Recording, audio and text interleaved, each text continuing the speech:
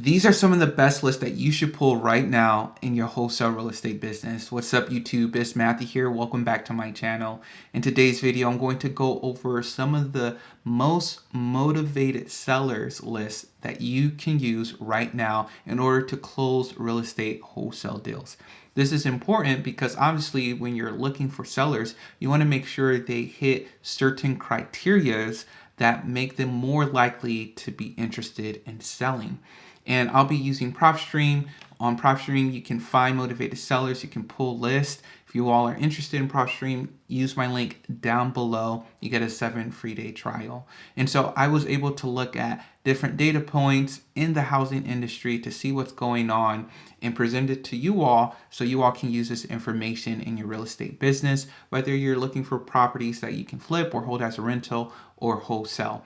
And so a lot of these lists I just found by just doing this research, and you have to understand that at different times during the year, you may target a different list. And based off of what's going on in the housing industry, your targeting may be different, right?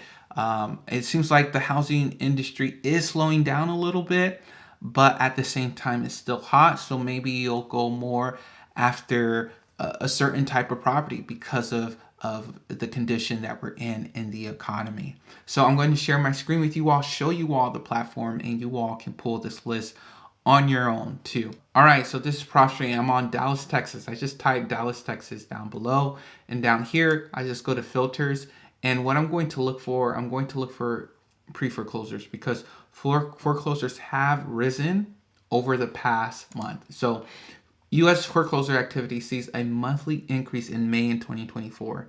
I think this is important for people who are looking for properties. Maybe you're just a regular homeowner and you have cash or something, or you built up a lot of money and you have money to buy a property for cash. Like of course, like I think that would be the best. Like investors like me, or not investors like me, I don't own a ton of properties, but investors, they don't really need more property, right? If we can give foreclosure properties to actual homeowners, that would be great. But the unfortunate thing is you have to buy it in cash. And most people who have cash, they don't really need the house. They just use it to flip it and to make money, which is fine. I mean, this is the economy we're in. We're in a capitalist country, and so that's how it is. But whether you're a homeowner and you have cash, because people buy their homes in cash, or you're an investor looking for a property for cash, you can target pre-foreclosures. You can look for foreclosures too. And even if you don't have cash, you can target pre-foreclosures. And that's a good thing. So right here, I'm going to go here. I'm just going to click pre-foreclosures down here. And voila, you have your list of pre-foreclosures. But another way to look at it or to search it is I like to go down here where it says pre-foreclosures and bank owned, and then notice of default. So it should be like around the same amount. And then you can kind of see the area where it's at. You can draw a box around certain areas that you want to see. So let's say you just want to see like Garland area to like right here. There may not be any pre-foreclosures in that area, but you can do that. Well, there's 84 of them. And then from there, you could be like, I want them to be vacant. Let's see if there's any vacant. There's actually 3 properties that are vacant, and plus they're in pre-foreclosures. So that may be a good list to just call and target. Another thing that you can do is look at valuation and equity, because if you're wholesaling your property for cash, you want to make sure they have some sort of equity in the property. So estimated equity, you want them to own, let's say, at least 30% of it. So that boils down the list to 57. But these are properties that if you try to target, there's equity enough for you to make money, and the seller hopefully walks away with some money on their end. So that's one of the lists that I would target right now in my wholesaling real estate business that you could target using Propstream. Once again, use my link down below if you're interested in using this great platform. Next thing is I'm going to look at another list So what I'm going to do is I'm going to keep this area highlighted, but what I'm going to do, I'm going to go to filter, I'm going to delete these, and let's see how many properties are in this area, first of all, if it loads up and everything. Or I can just, let me see, cancel, search.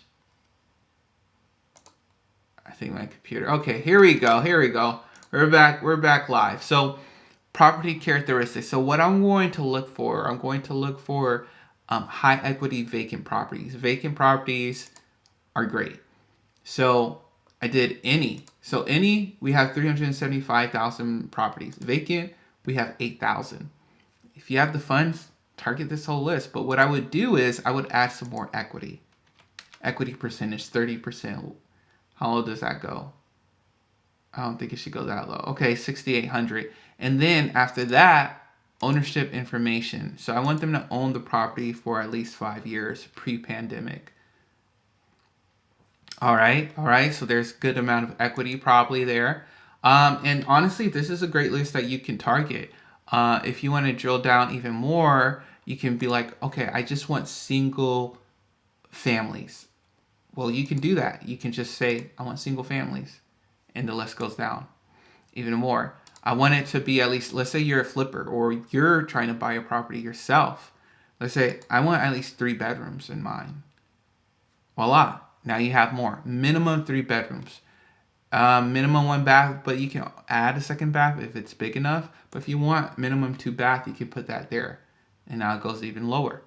So you could play around with the different filters, because you know what your end buyer may want. They love 3.2s. They love at least 1,100 square foot, not more than 18 or 2,000 square foot for a 3.2. And you can put all of that criteria in when you're looking for these vacant properties. All right, so the next list that I would target in this area is I'm going to go keep it at, I'm thinking more about rentals, I guess. So what I would say is you're looking for properties that maybe you can wholesale it to another end buyer, but do it like a sub 2. So sub 2 is where a investor take hold of a property, but they keep the mortgage on the property, but they pay for the mortgage, but the seller still sells the property over to the investor, right?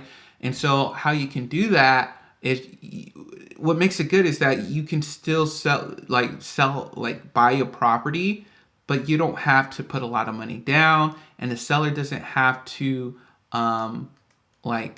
sell their property with a ton of equity, right? Because you're taking care of the mortgage, right? Because if it was a cash deal, you would have to sometimes be lower than the amount they owe on the property. So instead of just buying their property for lower their loan amount, you could say, hey, you could just break even. I'll just take care of your payments. You can just give me the house. I know it's been a headache for you, and voila. So you can do that for like homeowners, but let's say you want to look at occupied properties, but the owner is not occupied. So these are landlords, right? And the property characteristic, I don't want like a big conglomerate or anything like that. So let's say I'm only looking for a type of specific landlord, not a company. So what I'm going to do is I'm going to go to ownership information. I'm going to do an individual, right? And then that should pull up a new number there. And then other than that, one thing that you can do here, you can also do number of properties owned. So let's say you don't want them to be like a big conglomerate owning like 100 properties. You could be like number of properties owned, max is 10 properties. And right now it's 58,000. Let's say the max they owe. You don't want them to own more than 10 properties. So it's just so it can be a smaller landlord, but they may or may not be less likely to sell. It seems like more landlords actually own less than 10 properties. The majority of people who are landlords own less than 10 properties. Okay, that makes sense. All right.